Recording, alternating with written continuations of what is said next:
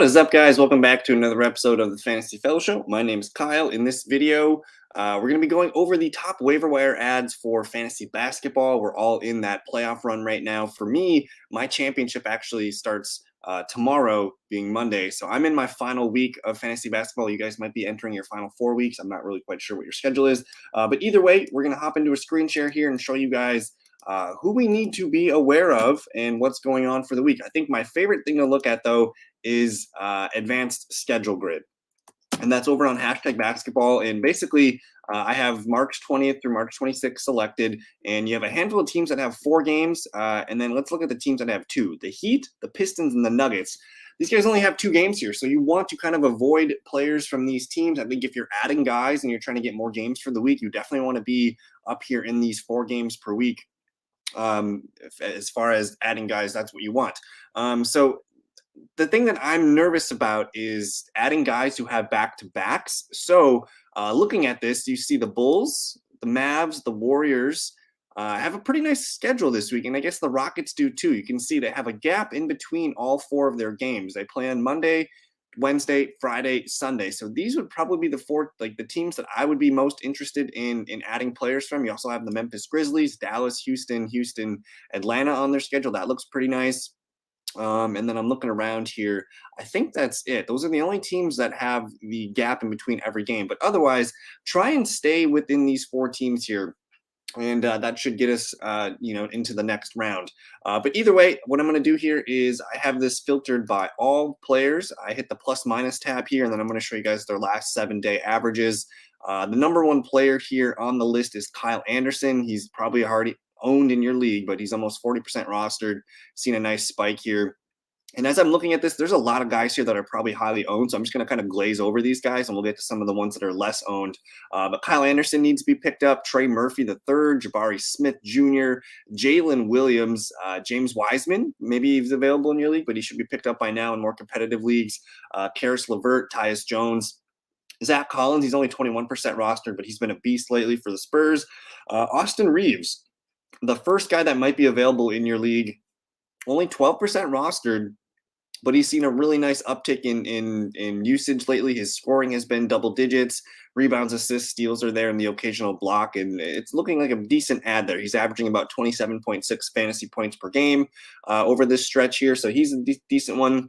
But the guy I wanted to look at is the cover guy, Utah Jazz. Utah does have 4 games this week here, 13.3% rostered for Talon Horton-Tucker, and he's been playing very good ball. His last 5 games, you can see 36 fantasy points, 36, 57, 23, 36, just really, really pumping up the numbers. And the assists, look at that. He had a game with 10 assists, a couple with 8. He's going to get you steals, a highly productive 4-category player right now for the Utah Jazz. And yeah, he's averaging a ton of points lately. TJ McConnell is another one here. We do know that Tyrese Halliburton's missing a couple games. Not sure when we're expecting him back, but in the meantime, McConnell definitely picking up kind of where he left off in that one point in the season when Halliburton was out. You see 27 and 30 minutes. He's always going to be pumping out assists. Steals and blocks are there too. So back-to-back 30-point fantasy games here for TJ McConnell. Killian Hayes, 18.1% rostered. He needs to be picked up. Wendell Carter Jr. is back, but he's highly owned. So is Markelle Fultz. Jalen Duren here, only 14.7% rostered here for the Pistons. And his minutes are kind of, up and down, but it looks like he's going to settle in somewhere in the low 20s, mid-20s minutes per game. A good chance at a double-double every single game here. A lot of blocks as well, so highly productive here if you need a player. Does Detroit only has... Yeah, Detroit's only got 2 games, so maybe not the best pickup there. And so the Nuggets, the Pistons, and the Heat have 2 games this week. Malik Monk, interesting player here. He's only 15.5% rostered, averaging 26.6 points. Andrew Nembhard here. I'm going to be looking at adding Nembhard for this week. Again, the Pacers have 4 games, and look at his last 4. Well over 30 minutes in most of these here. A lot of points, rebounds, assists. Not so much on the defensive end in the last 4 games here, but the fantasy numbers are there, 24, 33, 26, 31. And yeah, as long as Halliburton's out, we're going to want to be picking on the Pacers. Quickly needs to be owned, so does Kevin Porter Jr. Okongwu here, only 17% rostered. He's averaging 38 points per game. He needs to be added if he's available. Here's some guys for you. Corey Joseph. Now, again, the Pistons only have 2 games this week here, but Joseph has been playing well. Nick Richards is also another guy here who, as long as Mark Williams is out for the Hornets, Nick Richards needs to be looked at. He didn't have a great – they got blown up by Philly the other night here, so I think that's why that was really bad. But before that, you see 34, 37, 42, and then a low point of 17. But with 4 games for the Hornets this week, Nick Richards is probably a guy you want to pick up. KCP only plays 2 games this week. I'm probably going to be moving on from Joseph and KCP in my league here. Let's see, Trendon Watford, one of the popular pickups right now. He's had 3 straight games of really nice fantasy numbers here. 34 minutes, 40 minutes, 23, double-digit scoring, rebounds, assists, steals are all there. And looking pretty good for the next week here. Blazers have 3 games this week, so they're going to have a couple nights off to begin the week, but you can get some advantage at the end of the week here. Let's see, Patrick Beverley playing okay, 10.5% rostered. Xavier Tillman needs to be picked up. He's one of those guys that, again, we mentioned Memphis having 4 games this week, and they have a gap every single day. Dude's gonna put up minutes, points, rebounds, assists, steals, blocks. I mean, he's averaging let's see, 27 points per game over the last 7 days. Only 11% roster. That needs to be changed. Rodney Magruder playing really well here, but I don't know if I trust him. And again, the Pistons only have 2 games this week, so maybe not the best ad there.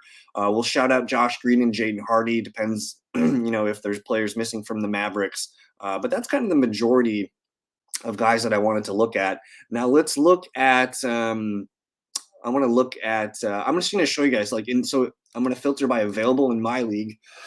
So if you guys do play in deeper leagues, this is kind of what I'm looking at for my waiver wire here. That's going to be Nembhard, Magruder, Green, Hardy, Naismith for the Pacers is interesting. Let's actually tap on the average button here. Jordan Nwora, I think I'm going to probably look at adding him because his numbers don't really rely on Tyrese Halliburton to be injured. And ever since he got to the Pacers, he's been a pretty big part of their offense lately. You can see double-digit points in almost 10, 11 straight games, especially his last 5 games here. He's getting 28, 29, 32, 33. Some really nice numbers from Jordan Nwora. Miles McBride, the point guard here, had an interesting game the other day, 25 minutes, 18 points. We'll keep an eye on him. I'm not sure if I can recommend him. There's the Dallas guys. Isaiah Hartenstein had a nice game the other day here. And the last 3 games, he's been really useful here. So I'm not sure what's going on because we do know that the Knicks starting center, I can't remember his name right now, Mitchell Robinson.